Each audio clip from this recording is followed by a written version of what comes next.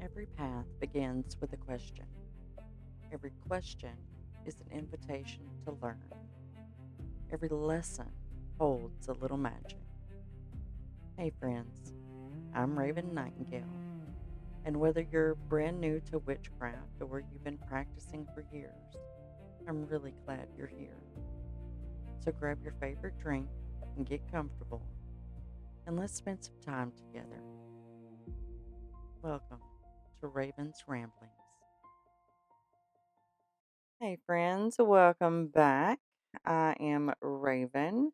Uh, First of all, I want to apologize about not having an episode out last week. Life kind of kicked my ass, but I am getting my shit together again. Maybe. I mean, as much as I can. What'd y'all think about the new intro? Tell me what you think, because I'm still a little unsure about it. Like, I like it, but I'm still a little unsure about it. So let me know. So I think what this is going to be the start of is a little small series, some kind of back to basics episode. So let me know what you think about that too. Okay. Tonight, or this morning, I guess, because it's like 4:20 in the morning. I want to talk about something that just about every witch hears within the first 5 minutes of learning about magic. Okay. We have all heard it. Every single one of us, even people outside of the witchcraft community and practice, have heard this. But it is very rarely actually explained. Okay. We're going to talk about grounding, right? I know. It seems so simple. And if you've spent any time reading any books or watching TikTok or just hanging around witchy spaces online, you have probably heard someone say, don't forget to ground yourself afterwards. I mean, before and after, personally, but that's just me. I mean, I know that I've said it on episodes. And if you're anything like I was when I first started back in the 1900s, getting really old and it's really starting to bother me. Anyway, uh, if you're anything like I was, then you're sitting there thinking, cool, but what does that actually mean?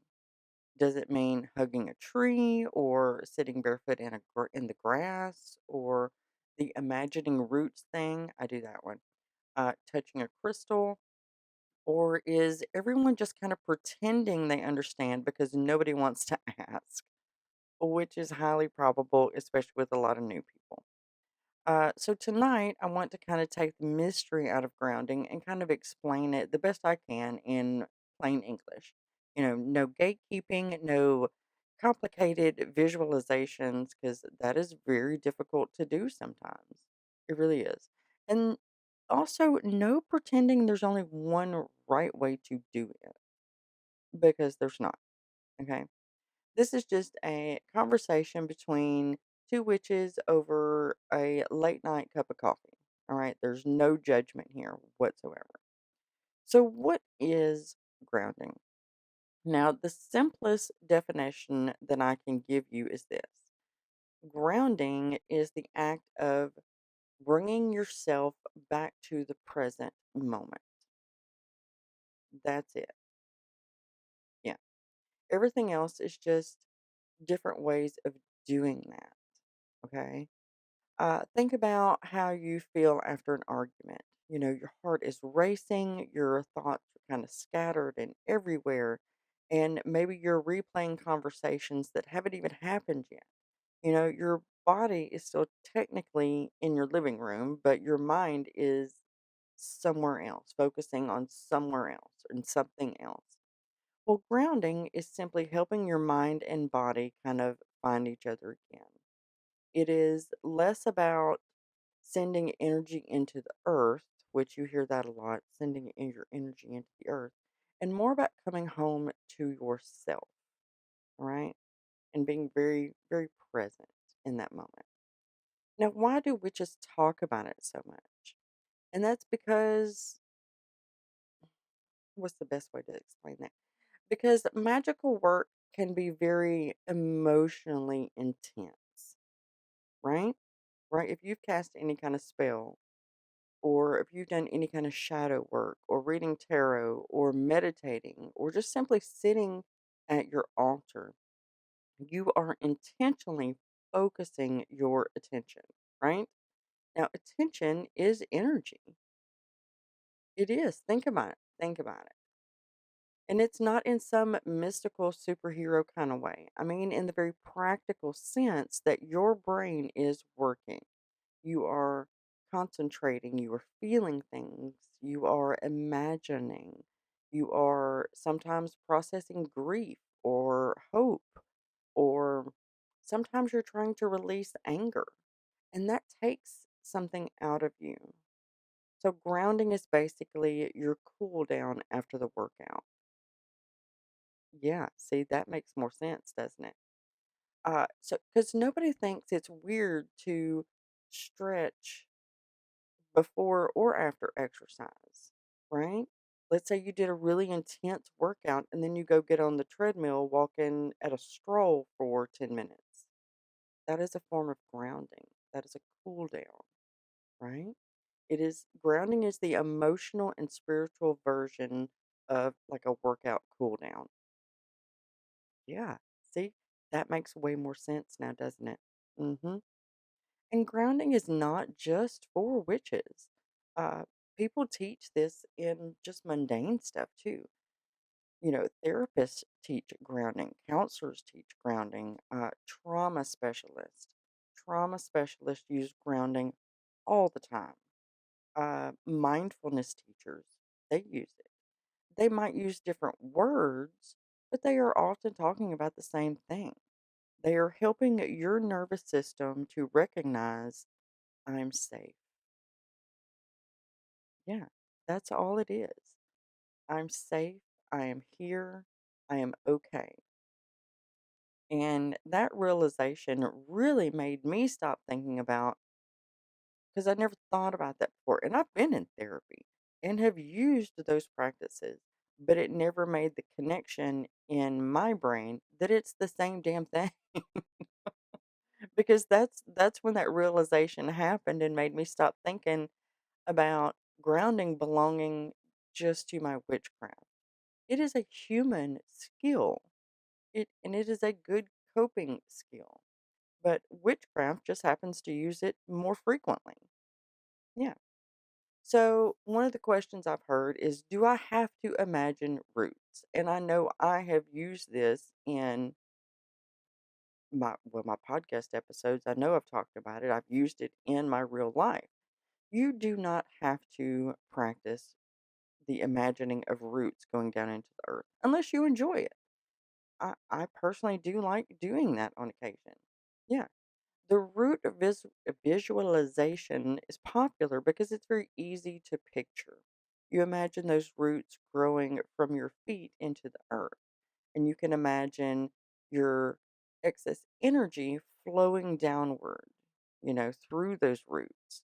And you can imagine steady, nourishing energy rising back up through those roots because plants are a very simple thing that most people know about. We know how they work, those roots. Yeah. Uh, so it's a very beautiful meditation, right? It's a very easy visual. But here's the thing, visualization is not easy for everyone. Some people, I know. Hold on to your hats for this one. Some people don't naturally have pictures of things in their minds, right? Some people do not have that inner monologue, which I find wild because my brain never shuts the hell up. Yeah, because some of us have ADHD. Some people have anxiety, and some people think in words instead of images. So, if imagining the roots thing is stressing you out, then you're missing the whole point. Don't do it.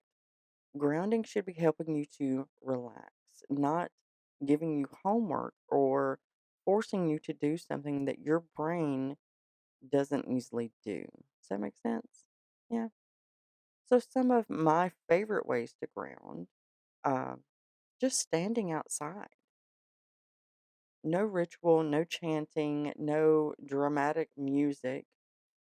Um, I just notice what's going on around me. Like I would notice the breeze or the birds or the smell of the air or the sound of leaves moving. And sometimes that is enough for me. Sometimes I'll be holding a warm cup of coffee. Now, when you're doing that, you focus on that if you need to. Feel the warmth of your coffee mug. See, I got mine right here. You know, feel that warmth. Notice the weight of that mug. Taking a slow sip of that coffee. And then suddenly, those simple practices will bring me present again. Sometimes I pet my dog. That one is not very often because we have a new dog and she's crazy. She's crazy. She's very sweet, but she's crazy. So she does not help me ground. Freya helps me ground. Yeah. Sometimes I do a strange, mundane task. I wash dishes. Washing dishes can be very meditative for me. No, I know. Sometimes I clean my altar. Sometimes I walk barefoot in my backyard. That one is not as often because now we have two large dogs. Yeah, just think about that for a minute. I know. Sometimes I just sit quietly. Now, every one of those things can be grounding because grounding isn't about the activity, it is about your attention, like your focus, your attention. That makes sense? Did I say that right? Yes. Yes. So let's talk about what grounding is not. All right, we're going to clear up a couple of myths real quick. Grounding is not a magical reset button. It is not. It will not instantly erase anxiety. It will not. It doesn't mean that you are never going to feel overwhelmed again. And it definitely isn't something you should panic about forgetting, right? Don't panic about it. It is not that big of a thing. It is really not. I've seen people online say things like never, ever, ever do spell work without grounding afterwards. Okay. Or what? Or what? And honestly, if you accidentally forgot to do it one night, you're probably going to be fine. This is not spiritual skydiving. Grounding is a healthy habit, not a punishment. And it is not a rule enforced by the witch police. You don't have to do it. If you want to do it, fucking fabulous. Do it, baby. Do your thing.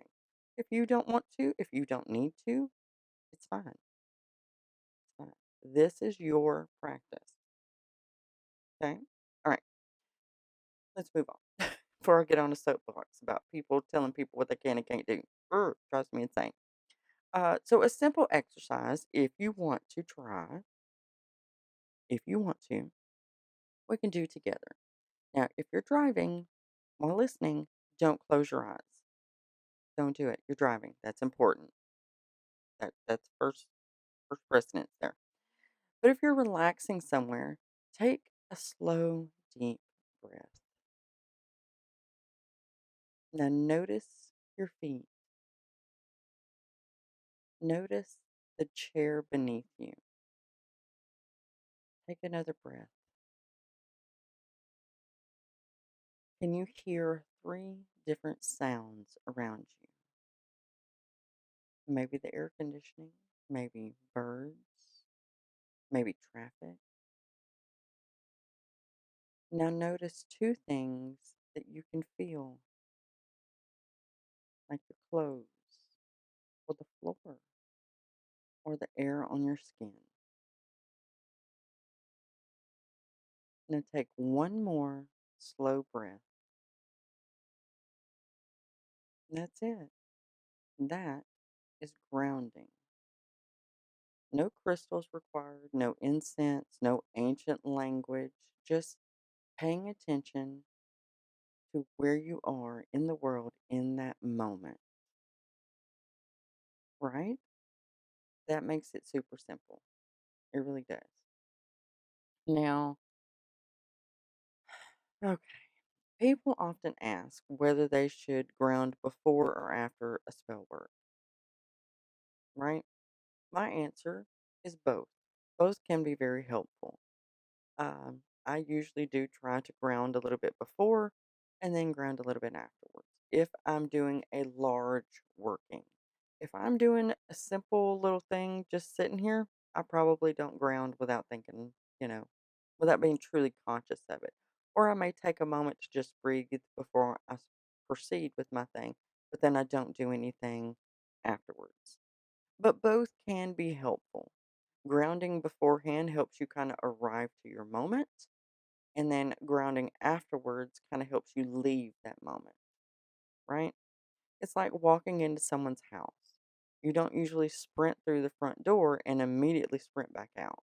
You arrive, you spend a little time there, and then you go home. And grounding is simply arriving and then returning. Easy peasy. So if you are brand new to witchcraft, brand new, or if you're not even, maybe you're just not as experienced, even though you're not brand new. Uh, Please don't let complicated language scare you away because it does get complicated sometimes. Witchcraft has a funny habit of taking very ordinary human experiences and giving them magical names. And sometimes that is very beautiful and makes us feel extra witchy, which is cool. But sometimes it accidentally makes everything sound harder than it really is, which is not good. Grounding is not about doing something perfectly, it is about reconnecting with yourself. Yeah. And truly, that is something every single person in the world could probably use a little bit more of these days because we all run around like crazy people. Yeah. So, in closing, if you only remember one thing from tonight's episode, let it be this.